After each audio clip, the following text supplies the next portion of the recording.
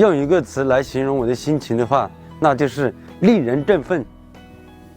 我们18弄村是精准扶贫的首创地，在总书记的谋划和布局下，经过8年的努力，我们才取到今天的好成绩。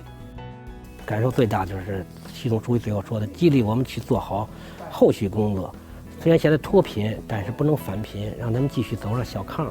我们是从2013年生态移民搬迁到县城住的，那么多无私的人去为我们奉献，然后改变了我们整个贫困山区的生活。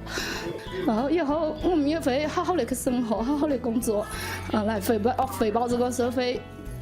教导我们的后一代来回报这个国家，回报社会。总书记的关怀下，我们有了新的生活，新的那个住宿，然后唱这首歌是为了代表我的喜悦之情，很激动，表达我的感谢。你搬迁好快乐有为，不必毛白插秧棵满桃花梨花朵朵谢，枝柳开红花。